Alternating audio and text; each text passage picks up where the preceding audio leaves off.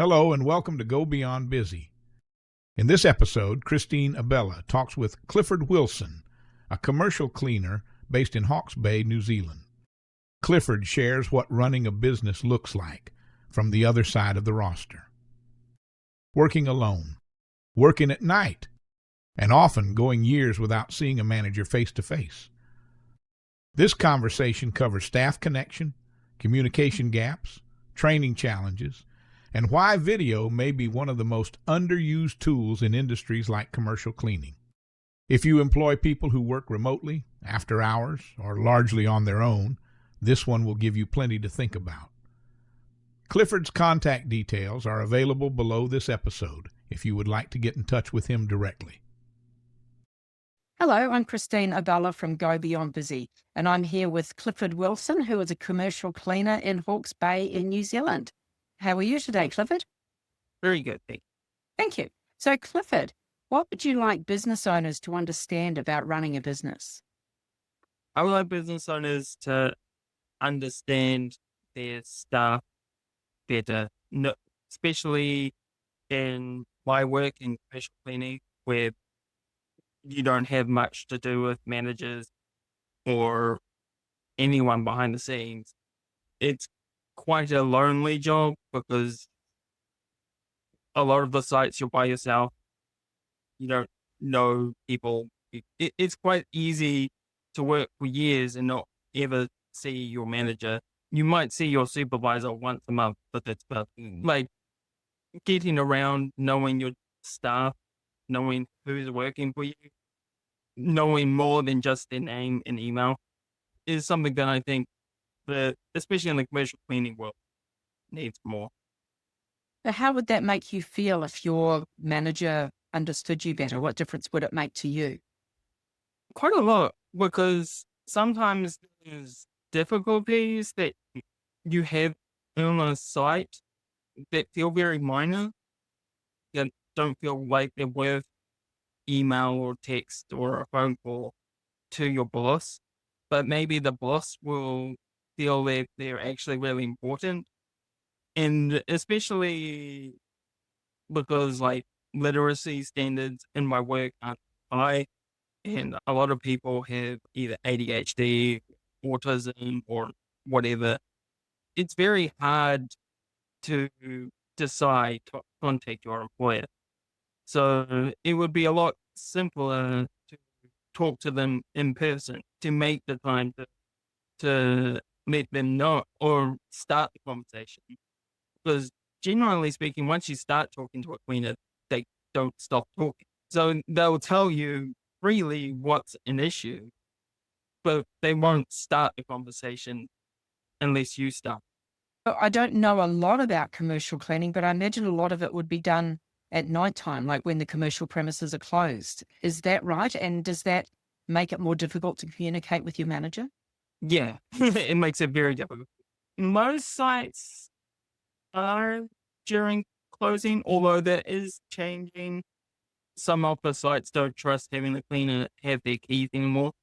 So quite a lot of office sites will require you to come while they're there, more so than when I started. But yeah, it's still pretty much always sometime between 5 p.m. and like early hours in the morning. So usually 5 p.m. to 6 a.m. is the most common time you'll be working.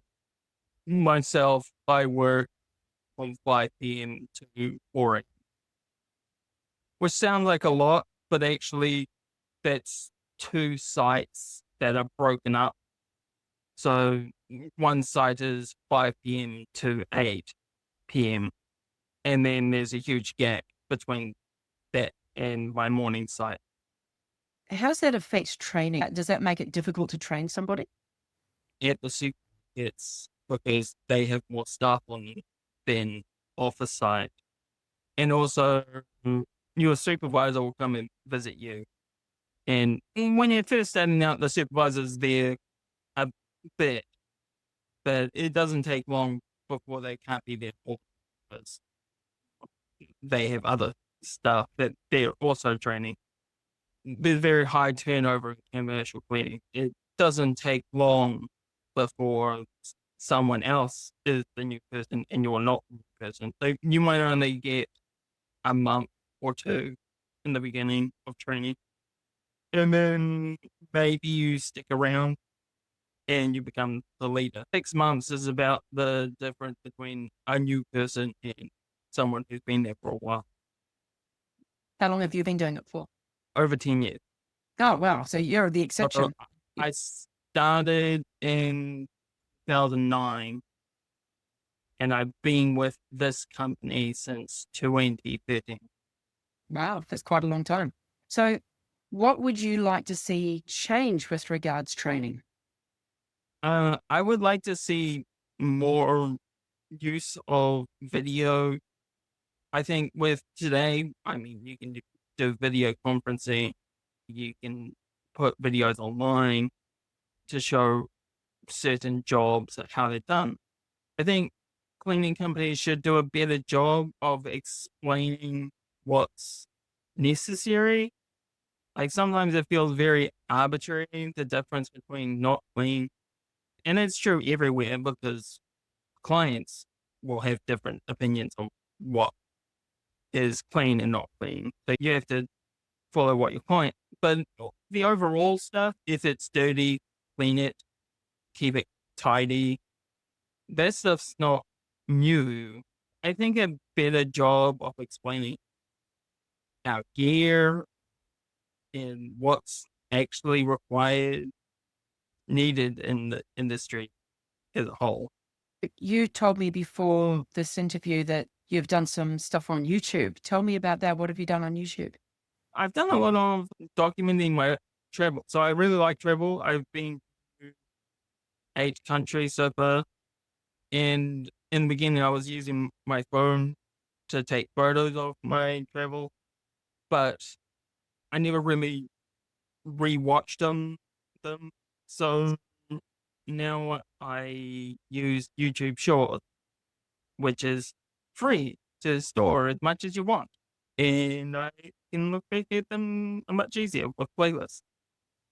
So are these public? I've thought about privating them, but honestly, it just makes it easier to share with my family. I currently am on a Discord with it, and it makes it easier to share with there too. So what would you like to see businesses use YouTube for? Documenting processes, like especially in commercial cleaning, I would like to see them show how to clean an area. I think with a lot of cleaners, because the reading literacy is so low, even my own reading literacy is not high. It's much easier. It's a much lower bar to show someone a video of how to clean an area than to show them a document and have them read it and expect them to understand it, or to have one of the supervisors come out and try and show them and try and talk to them. But every supervisor has their own way. So it's not standardized. You might have one supervisor that does it completely different to the last, and it makes it harder to learn.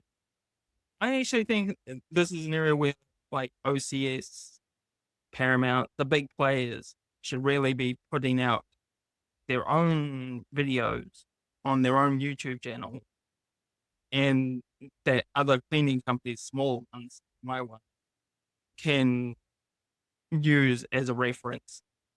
I think it would be beneficial for the whole industry to have a single point to show where and what. Because obviously a small cleaning company like mine doesn't have the money to have its own YouTube channel. That would take business away from every other thing that they could do. But a company the size of OCS, are an international brand, so they have more than enough to show simple things like cleaning toilets, how to rig a vacuum cleaner. Simple. They seem simple, but when you're trying to train someone, it's very hard to train a new person. Well, thank you very much. Thank you for having a chat with me today. And if anybody wants to get in touch with Clifford, I'll put some contact details under this video. And if anybody wants to get in touch with me and have a chat about their business, I do offer a free business strategy session. So thank you very much, Clifford. Thank you. That was Clifford Wilson, sharing his real-world experience of commercial cleaning and what better communication and training could look like in practice. Clifford's contact details are available below this episode if you would like to get in touch with him directly. If you would like support stepping back and working through your own business challenges, Christine Abela offers a free business strategy session at gobeyondbusy.com.